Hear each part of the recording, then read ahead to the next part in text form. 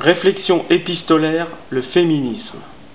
Le livre d'Édouard Bernays, Propaganda, décortique le phénomène manipulatoire qui se cache derrière le féminisme et les revendications de la femme. La lecture des ouvrages de Michel Clouscar permet également de mettre en perspective la manière dont le capital, dans cette histoire-là, oriente la colère des femmes à travers leurs revendications pour obtenir d'elles des nouveaux marchés.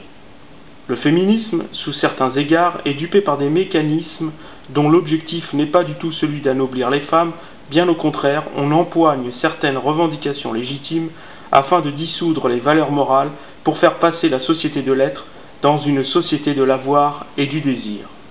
Aussi, le féminisme est devenu le relais du libéralisme libertaire qui fait de la femme davantage un corps qu'un esprit.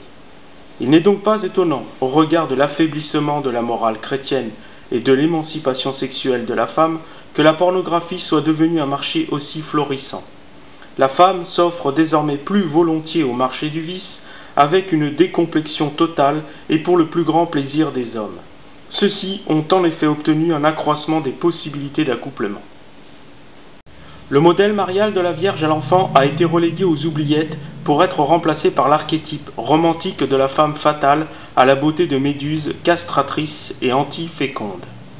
L'écrivain italien et historien de l'art Mario Praz aborde la question avec le décadentisme miltonien relayé à merveille par l'épouse du sulfureux poète Shelley à travers son Frankenstein. En effet, la sensibilité érotique du romantisme est ce que l'on peut appeler la fascination de la corruption ou la séduction tumultueuse et cette beauté sombre qui, comme Méduse, pénètre l'âme avec un regard exquisément aiguisé dont la noirceur l'engourdit jusqu'à la pétrifier. Disons que cette volupté de l'horrible est cette nouvelle sensibilité qui cherche à approfondir la beauté mélancolique de Satan. Cette beauté fatale est donc cette prêtresse qui délibérément mène l'homme au sacrifice en lui mettant le feu aux couilles. Le baudelairien saura de quoi je parle, comme le machiavélien d'ailleurs.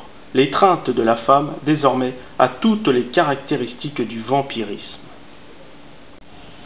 Aussi, hautement animé par l'instinct sexuel, l'homme ne sait plus aimer.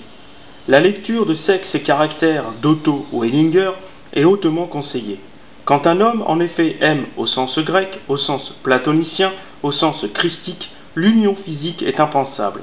Le sentiment amoureux est alors ce qui dupe l'homme et la femme. Naturellement, ils confondent ce débordement physiologique avec l'amour. L'amour véritable survit à tous les éloignements, nous dit Wellinger. Il est vrai, pour l'homme supérieur, la femme qu'il désire et la femme qu'il aime sont deux êtres totalement différents. Pour les autres, cette différenciation est nullement visible. Proust et Balzac nous disent que la coquetterie est l'illusion qui masque le manque de contenu. Ce vide, la femme le dissimule par sa beauté. Or l'homme honnête, conquis et dupé, rougira d'avoir aimé quand il s'apercevra que cette beauté est véritablement l'ornement de la bêtise. Pour Georges Simmel, la femme demeure en surface des choses. Elle ne comprend pas l'abstrait. Chez elle, la vie sentimentale et la vie pratique prédominent outrageusement. Il y a certes des modèles de femmes remarquables, comme par exemple la philosophe Simone Veil, mais ce n'est pas une loi tendancielle. À vrai dire, le féminisme bien compris doit impérativement introjecter le modèle marial et les figures tutélaires du féminisme catholique à travers les saintes qui ont émaillé l'Europe puis le monde en constituant des ordres spirituels avec lesquels la civilisation occidentale a pu s'élever comme aucune autre. Dans cet univers entièrement bâti sur l'humilité, le désir seul de Dieu, du Dieu Christ mort sur la croix, qui est devenu aujourd'hui incompréhensible pour le commun des mortels, des millions de femmes ont construit silencieusement mais sûrement une idée de l'amour que Mère Teresa a su admirablement concentrer en plein cœur du monde. Si Claire d'Assise, Sainte Thérèse d'Avila, Sainte Hildegarde et Sainte Thérèse de l'Enfant Jésus ont, entre beaucoup d'autres, éloigné l'homme du reptile, il n'en est rien de ces femmes boulimiques de chair et de séduction qui fascinent par millions des êtres à la dérive, dont le seul objectif est de trouver la félicité matérielle. Le féminin et le sacré, ici, de Catherine Clément et de Julia Kristeva, va dans ce sens. C'est un remarquable ouvrage sur la mesure et la démesure de la féminité. Et pour qu'on ne dise pas que je suis ceci ou cela, il faut dire que l'œuvre de ces deux femmes a une influence sur le féminisme international contemporain. Aussi, le féminisme activiste ne désire plus qu'une chose de l'homme à propos de la femme, c'est de lui permettre d'être enfin parfaitement active. Cette catégorie de femmes contredit le rôle passif qui est le sien et qui est généré physiologiquement par l'acte sexuel. Cette force de réceptivité indique bien qu'elles ne peuvent sortir d'elles-mêmes que lorsqu'elles y sont forcées, comme lors de l'accouchement. Georges Simmel, dans son ouvrage « Secret et société secrète », ici, souligne cette passivité de l'être féminin en rapportant l'effet de la parure ou des atours sur la femme. En effet, la femme, en parant son corps pour séduire, attend des autres la récompense d'être admirée. Cette possession corporelle est un principe de réceptivité au même titre que la statue magnifiquement sculptée qui est admirée dans un musée. La lecture de Sarrazine, ici, de Balzac témoignera de cette féminisation à l'œuvre. Cette disposition inconsciente et involontaire, dont elles ignorent la puissance, ne fait que leur rappeler, plus ou moins violemment, qu'elles désirent être pénétrées par des corps étrangers dont l'instinct sexuel les pousse irrémédiablement à pénétrer. L'extraordinaire puissance de cet instinct qui engendre le besoin d'être justement pénétré et qui se manifeste dans sa propre constitution à désirer ardemment un enfant est un automatisme psychologique si fort que la femme est abusée et se soumet à cette loi du mouvement que l'homme se doit d'honorer par sa vitalité. Toute sa nature originelle tend à concevoir les choses sous l'aspect de l'éros. Une femme préfère être désirée pour son corps qu'admirée pour son esprit. D'un côté la forme et de l'autre le fond. Car la beauté qui attire tant d'hommages à la femme lui fait bien préférer le miroir que le livre. Il n'est donc pas étonnant que la pleine lumière de cette réalité puisse être terrible pour la femme. Son corps est naturellement voué à se comporter comme un astre puissant qui attire à lui les autres corps célestes. En ce sens, elle attire à elle les hommes comme le miel attire les mouches. Ce pouvoir d'attraction est si intense que lorsqu'elle en prend pleinement conscience, elle en use comme il se doit pour piéger les hommes. Cette passivité déjà exprimée plus haut est aussi facilitée par des artifices de séduction dont les effets ont pour objectif d'amplifier sa puissance d'attraction. Il n'est donc pas étonnant que dans les principes constitutifs moraux des grandes religions, la femme doit veiller à ne pas exposer la nudité de son corps. Ainsi les Grecs ont magnifiquement exprimé la chose à travers le mythe de la Gorgone Méduse. En effet, elle est l'expression de l'érétisme masculin qui indéniablement empêche bien l'homme de disposer de son esprit. Il est alors pétrifié par son envie, comme le lapin devant la lumière des phares d'une voiture en pleine nuit. Ainsi l'homme peut ainsi être mené par la baguette. L'image du serpent charmé par le joueur de flûte sorti de son panier est aussi représentative du sexe de l'homme excité. La femme, c'est en fait l'instrument idéal du plaisir de l'homme.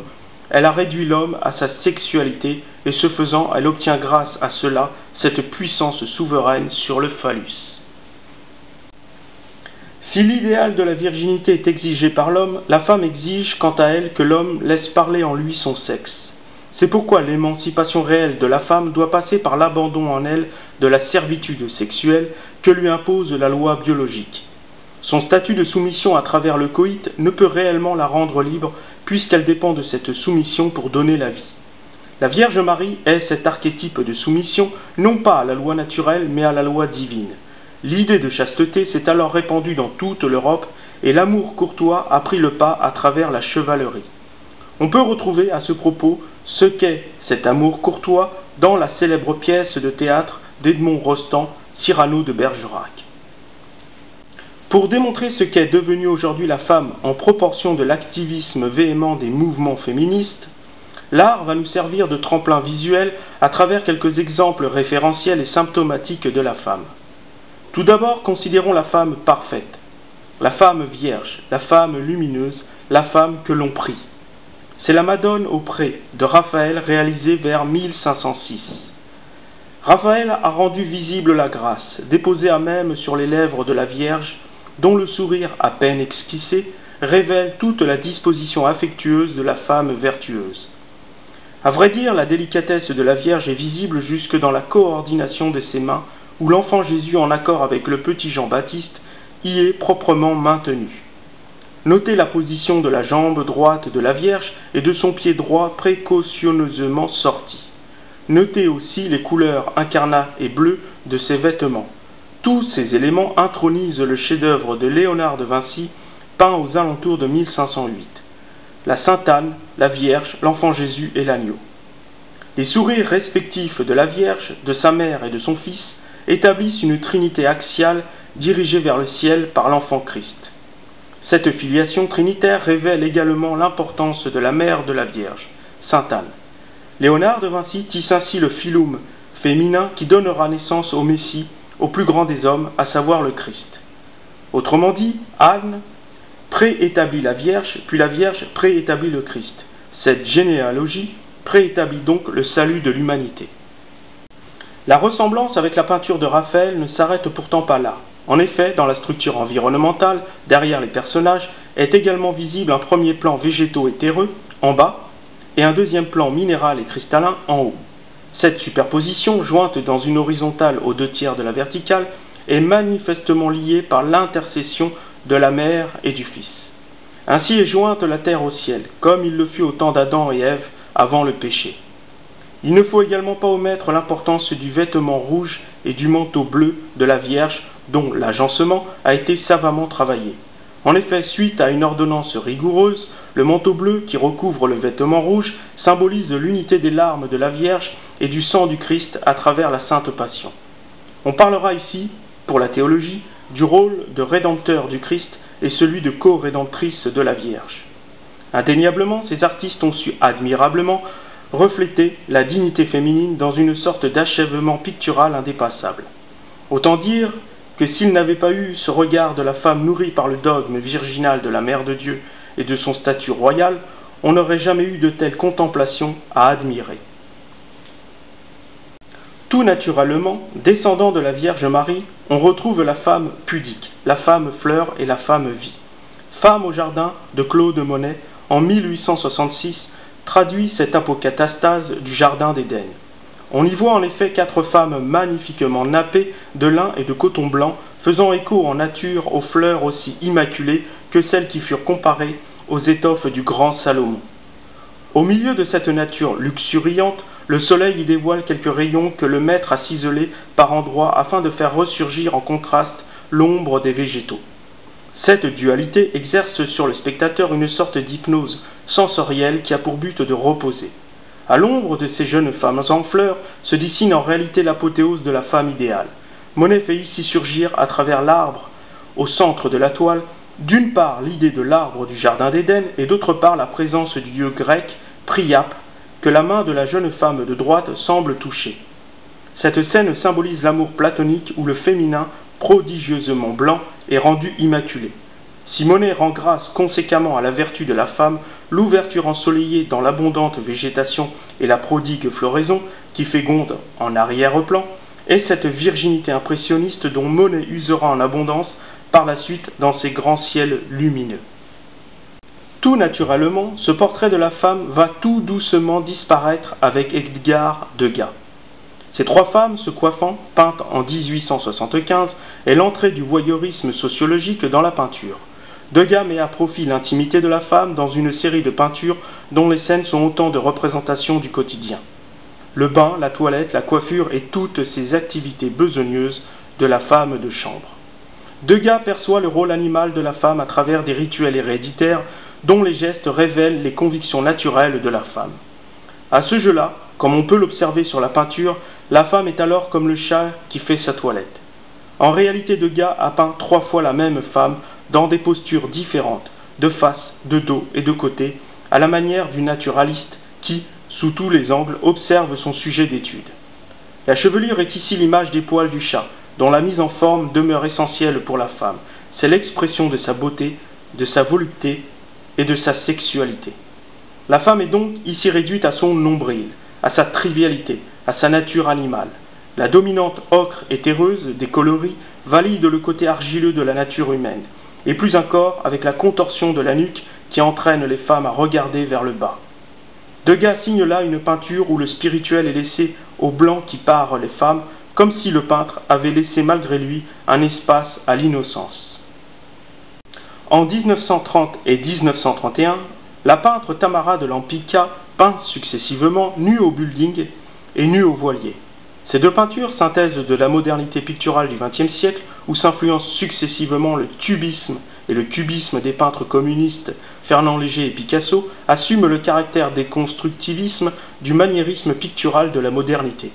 Aussi, d'une part, dans la toile nue au building, la frigidité cadavérique des gratte-ciels qui s'opposent en apparence à la pulpeuse carnation de la femme dévoile en réalité la mélancolie et le deuil dont le drapé sur les genoux de la femme est pareil à un linceul. Tamara de Lempicka souligne ici de manière tranchante la femme moderne. Cette reconstruction psychologique de la femme rappelle le Métropolis de Fritz Lang, où le personnage de Maria est une femme androïde.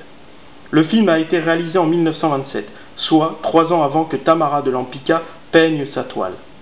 Si la femme est ici amalgamée à la matière froide et inerte, enchâssée dans une modernité sophistiquée produite par la machine, elle n'en demeure pas moins une chair sensuelle et élégante que la mode va endiabler à travers une mondanité outrageante et extravagante dont le bon goût sera de dévêtir en permanence.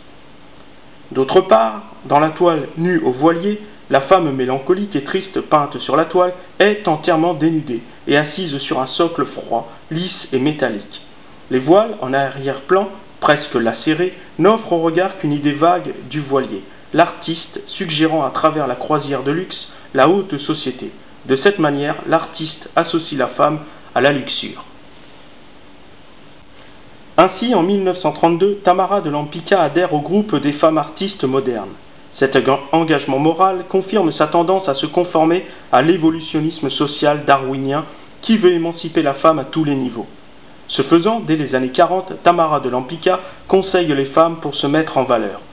Elle y dispense des conseils sur la coiffure et les soins de beauté, créant même une nuance de rouge à lèvres, en écho peut-être au fameux parfum de Coco Chanel créé en 1921. Aussi, on ne s'étonnera donc pas, par la suite, que la mode et l'industrie du cosmétique vont devenir des secteurs de production en plein essor. Il faut également mentionner, en rappel de la coquetterie, que Tamara de Lempicka lança en 1941 une campagne de presse qui enseignait la manière de conquérir un homme. Cette dynamique de la séduction, qui rappelle celle relatée par Edouard Bernays dans son ouvrage Propaganda, et qui, à la demande de l'industrie cigarettière pour faire augmenter la vente des cigarettes, fit croire que l'acte de fumer en public pour une femme était un moyen symbolique de s'approprier l'expression du pouvoir masculin qu'était devenue la cigarette, est une tactique vouée à faire parler le sexe qui est dans l'homme.